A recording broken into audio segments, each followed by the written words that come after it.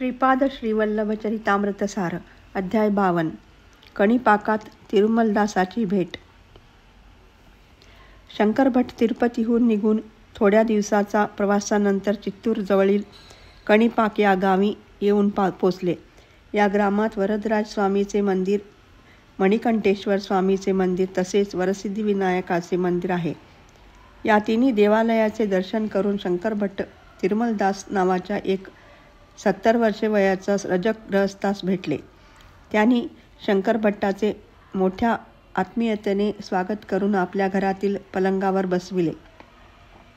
शंकरभट्टास त्याने सिद्धिविनायकाचा प्रसाद दिला आणि म्हणाले, शंकरभट्टा, तू आजच्या दिवशी श्रीपाद श्रीवल्लभ चरितामृताचा श्री गणेश कर.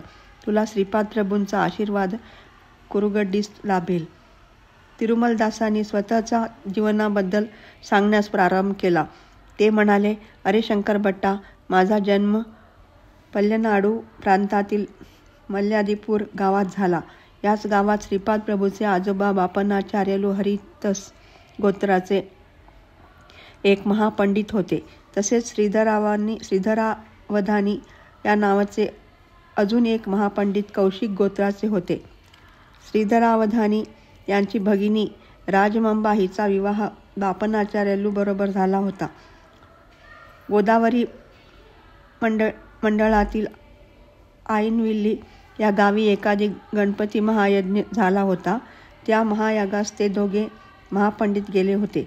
शास्त्राप्रमाणे यज्ञातील शेवटचा आहुतीचा गणपती आपल्या सोंडेत स्वीकार करतो आणि आपले स्वर्णकांतीयुक्त स्वरूपाचे दर्शन देतो, असे पंडिताचे मत होते. त्या दिवशी घडलेही तसेच. यज्ञाची शेवटची आहुती आपल्या स्वर्णकांतीने संपन्न अशा गणपतीने प्रकट होऊन सोंडेत स्वीकारले आणि सर्व भाविकांना दर्शन दिले. भगवान गणपती म्हणाले, मी गणेश चतुर्थीच्या दिवशी संपूर्ण कलेने श्रीपाद श्रीवल्लभ रूपाने अवतार घेईन. यज्ञास आलेले सर्वच लोक आश्चर्यचकितच झाले. परंतु त्या लोकांमध्ये तिघे नास्तिक होते. ते म्हणाले, दिसते ते सगळेच इंद्रजाल आहे का महेंद्रजाल आहे, परंतु गणपती मात्र नाही.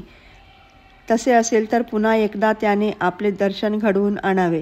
त्या नास्तिक व्यक्तीचे हे वक्तव्य ऐकताच होमकुंडातील विभूतीने मानवाचा आकार घेतला. त्यानंतर ती महागणपती स्वरूपात रूपांतरित झाली. ते दिव्य स्वरूप बोलू लागले. ते म्हणाले, अरे मूर्खानो, मी तुम्हाला शाप देत आहे. माझे सत्य स्वरूप पाहून सुद्धा ते असत्य आहे असे म्हणालात. त्यामुळे तुमच्यापैकी एक आंधळा जन्मेल. सत्यस्वरूपाची प्रशंसा न करिता टिंगल केल्यामुळे एक मुका आणि एक बहिरा जन्मेल. तुम्ही तिघे बंधुरूपाने जन्म घ्याल. माझ्या स्वयंभू मूर्तीचे दर्शन घेतल्यावरच दोषरहित व्हाल. एवढे बोलून ती दिव्य मूर्ती अंतर्धान पावली.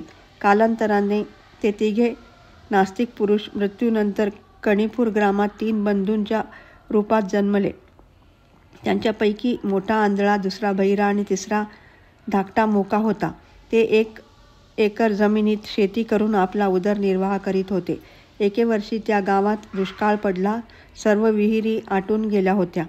त्यांच्या विहिरीतील पाणी संपल्यामुळे त्या तिघा भावांनी विहिरीत उतरून जमीन उकरण्यास प्रारंभ केला. त्यावेळी त्यांची कुदळ एका दगडावर लागली आणि आश्चर्य असे की त्यातून रक्ताची धार वर उडाली.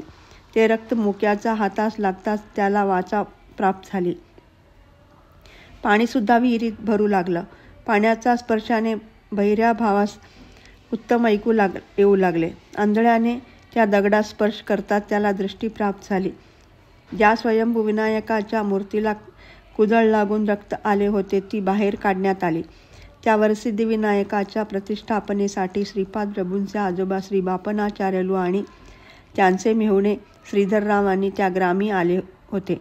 वरसिद्धिविनायक त्यांना म्हणाले होते, आईनविल्ली येथे तुम्ही केलेल्या महायज्ञातील भस्माचेच हे रूप आहे. श्रीशैल्यामध्ये कळा कमी आहे. सूर्यमंडळातील तेजाचा तेथे शक्तिपात केला पाहिजे. तुम्ही श्रीशैल्यास शक्तिपात कराल त्या दिवशीच गोकर्ण क्षेत्री, काशीमध्ये बद्री आणि केदार या क्षेत्री एकाच वेळी माझा विशेष अनुग्रहाने शक्तिपात होईल. ते पुढे म्हणाले, श्रीपाद श्रीवल्लभ यांचा अवतरणाचा समय निकट येत आहे. एवढे बोलून वरसिद्धिविनायक अंतर्धान पावले. हा वृत्तांत सांगून तिरुमलदास यांनी आपल्या वाणीस विराम दिला. श्रीपादराजम शरणम प्रपद्ये.